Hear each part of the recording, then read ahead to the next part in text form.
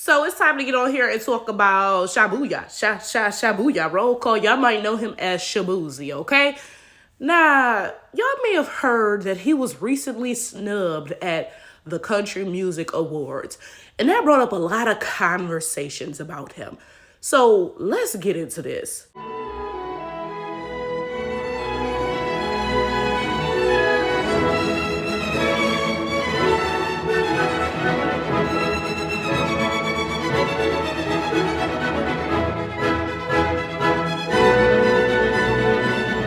Now, my first thing is this. I thought that Shaboozy's stage name was just something he came up with. Like I said, it sounded like Shabuya roll call, you know?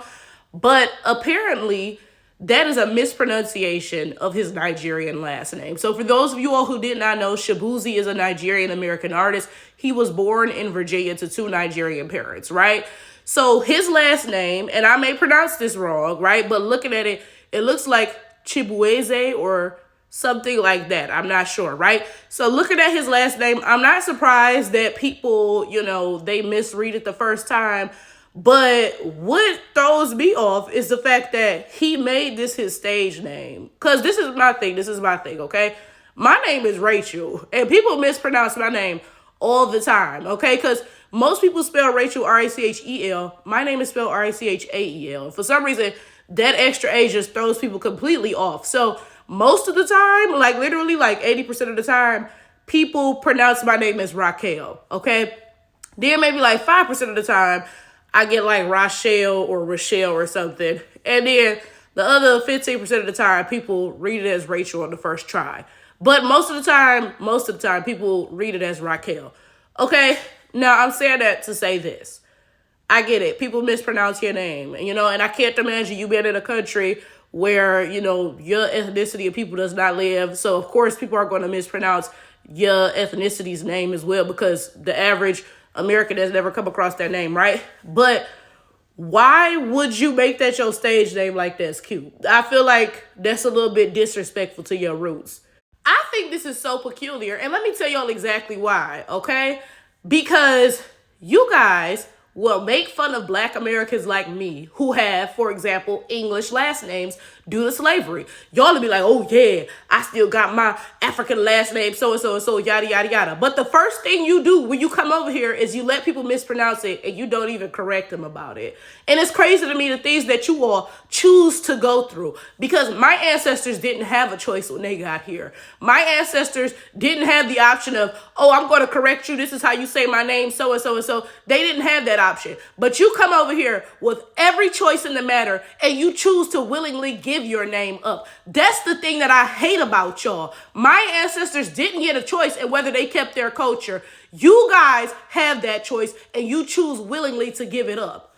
That's what be personally offending me on the matter of like African immigrants. It's the fact that y'all will sit there and talk shit about a Black American because we have been removed from that culture, forcibly removed, mind you, forcibly removed. But then you come over here and you willingly give that culture up. It's crazy to me. Like that's the first part, right? Now, let's get into the second part. Because after Shaboozy got snubbed at the CMAs, I started seeing lots of videos of people talking about this guy, right? So, I mean, look at his music videos. Look at the people in his music videos. Look at who he's dating. It's very clear to see that this is basically a white man who's been painted black. Like, let's be very clear about that, right?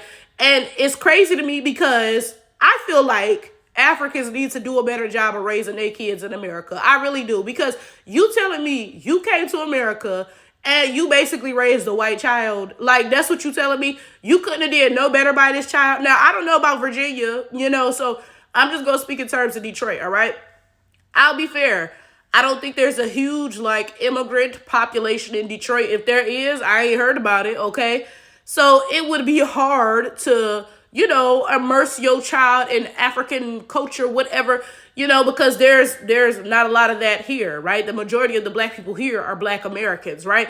But that being said, though, anything is better than raising your Black ass child around a bunch of white people. Why would you at least not send your child to school with Black people and make sure they, at least racially around their people or something? Like, what is wrong with y'all? But it's crazy because y'all really think that anything is better than the Katas. Y'all come to this country and y'all be racist and xenophobic towards Black Americans. So you'd rather your kids basically be a white person because that's what y'all worship anyway. Like, I'm sure his parents and his community don't see any issue with the way that he gets down because they worship white people anyway.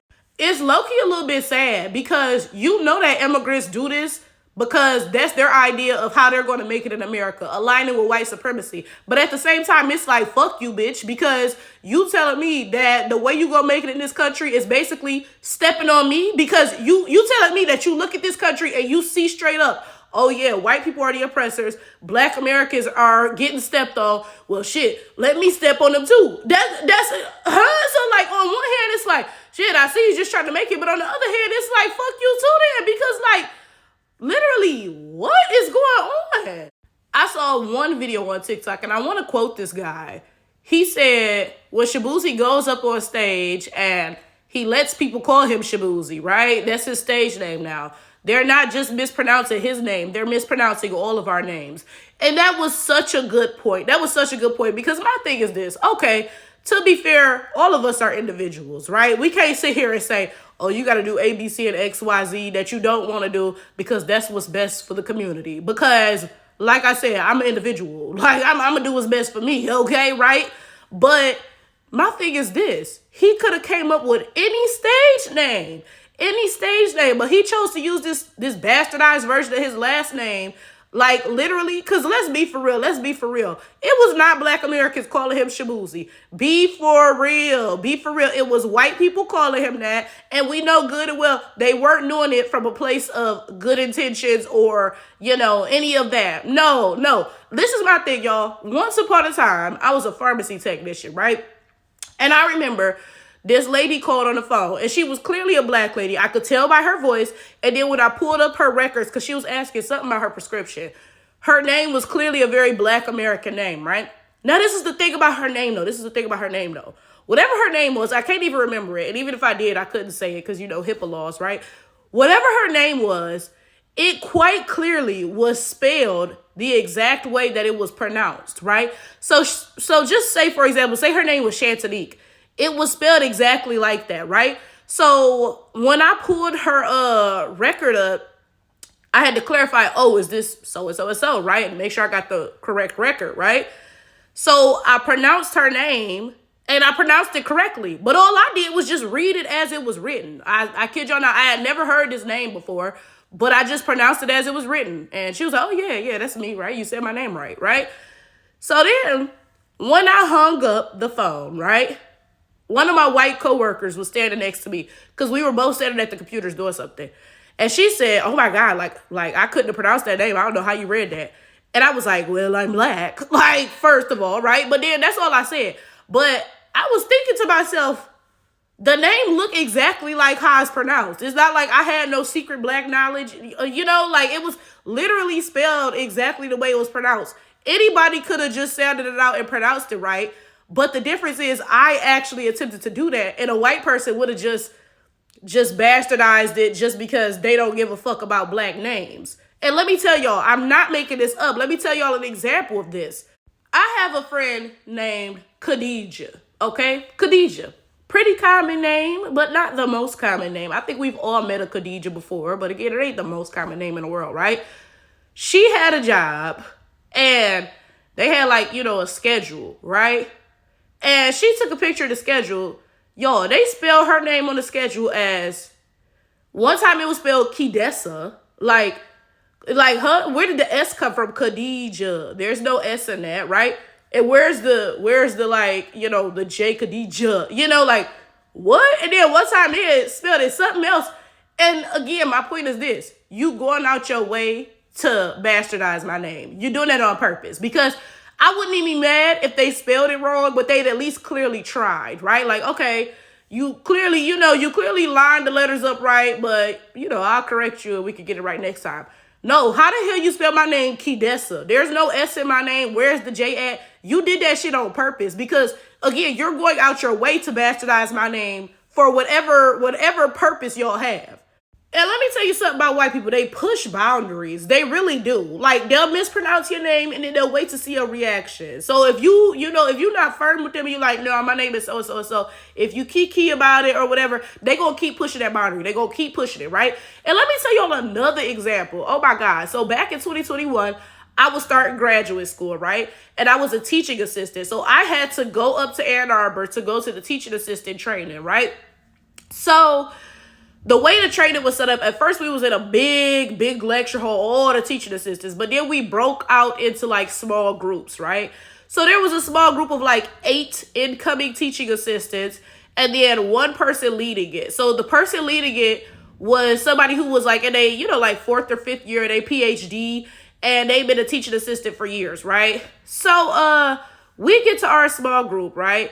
It's like, okay, I'm thinking like, how many of us was it? It's like 6 white people, 6 or 7 white people, me, and there's a black guy. We gonna call him Dante. I forgot his name, right? But then the girl who is leading our group, right? She's a biracial girl, okay? Okay, so let me tell y'all what she said, okay? So we sitting here, we having this small group, right? And again, y'all, most of the people in the room is white. It's me, then the black guy, then it's like 6 or 7 white people, and then it's the biracial girl who's leading the group, right? So she asked the black guy, she's like, she asked him something like, you an incoming student? Like, I feel like I've seen you before, like I feel like I know you, right? So Dante is telling her like, no, like, this is my first year, so I don't know how you would know me, right? And then the biracial girl, she says, oh, maybe I'm thinking about somebody else in the chemistry department. There's this other guy. He's a little black boy like you. And first of all, I thought that was very odd. Just, I don't know, like something about biracials, it'd be very forced. It'd be like they white people, but they trying to be black. And it'd be very weird because I don't know, the way she said it or the context was just, I don't know. Like, I'm thinking like, would I ever say that? If I came across another black person and I'm like, you look familiar, and I'm like, oh, well, maybe, I'll mix you up with so he a little black boy like you. I don't know. Maybe, like, I'm thinking, would I say that? I don't think I would, but on the off chance I would, I don't know. Like, again, something about biracials be very forced, right? So it was that, first of all. But then it was also the fact that we were in a room full of white people. Like, I don't know about y'all, but certain shit I just don't say around white people because you not the type of party that I need to be saying that around. Like, I don't say the N-word around white people at all. As much as I say it around black people, I don't say it around white people because, 1, it's just weird, and 2, I never want them to ever get the thought that they can say it around me. So I don't even say it around them, right? Certain shit just don't need to be, like, no. So she said that, right? Then all the white people start cracking up. So I'm sitting there looking because I'm like, what y'all laughing at? And I'm thinking, if I was in a room full of black people, would anybody have laughed at that? Like, I'm thinking, shit, because the shit wasn't funny. It wasn't funny to me, but maybe it just wasn't funny to me because I was in a room full of white people. I don't know, right? So then after that, we go on with whatever we doing because we in this, we in this little training, we solving problems, and, we role playing, pretending we teaching the class, whatever, right? But then I forget what happened.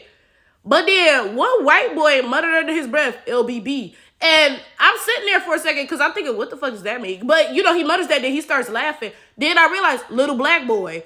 And I'm just like, bro, like, what the fuck are we doing? Like, literally, what are we doing? But my point is this though, right? White people will disrespect you in your fucking face and act like it's a joke, but they're not actually fucking playing. So when these white people call him Shaboozy, they probably was, kiki, kaka, so, but they not actually fucking playing with you, bitch. They actually dead fucking serious. Because I promise you, if you had some white ass last name, and this is my thing, because I played at orchestras for many, many years, right? Them white people, they have every capability of pronouncing some long ass, weird ass last names, if it's some white ones, right? So they can pronounce Tchaikovsky and Mendelssohn and Vivaldi and all of that other shit, right? But then when they see your last name Chibueze or whatever, then suddenly they just at a complete loss for words. That's the craziest part about it.